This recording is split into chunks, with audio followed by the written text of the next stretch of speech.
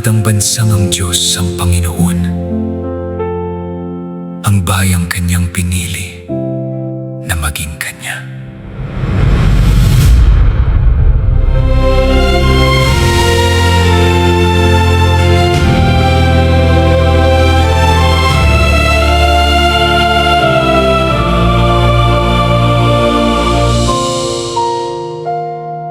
Noon pa man bago dumating ang dayuhan, may sarili ng kultura, may batas at karangalan, may paniniwala sa may kapal, may dangal na taglay, malaya at masagana sa lupang sinilangan.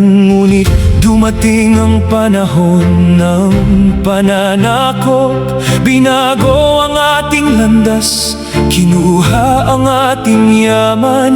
Sa loob ng 300 taong pagdurusa, ang diwang makabayan ay unti-unting namukadkad.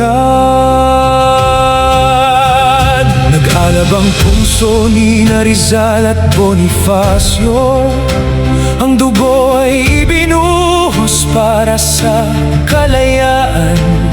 Mula sa mga Amerikano hanggang sa Hapon, ipinaglaban ang karapatan, hindi sumuko sa hamon. Sa wakas ay tinanggap ang bandilang may bituin, malaya na ang Pilipinas, ganap na kalayaan. Ngunit ang pagtatayo ng tunay na pagunlad ay hindi sa pagtaas ng watawad.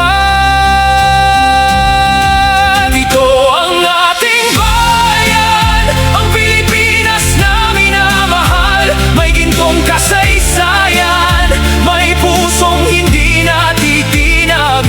Tingnan natin ang katotohanan, harapin ang realidad upang makilala kung sino tayo at kung saan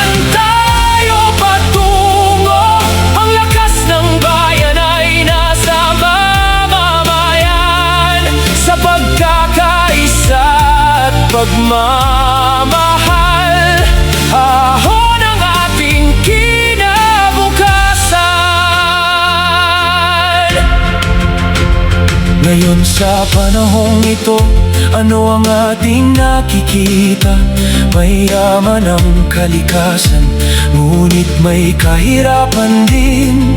May talino at galing ang bawat Pilipino, marami ang umaasenso, ngunit iba'y naliligaw din. May korupsyon, may inggit at pagkakahati-hati, madalas ay sariling kapakanan ang inuuna. Ngunit huwag nating kalimutan ang ating pinagmulan, ang diwang makabayan ay hindi papatay. Tayo ay anak ng mga bayaning nagalay ng buhay. Hindi tayo mahina, hindi tayo walang kakayahan.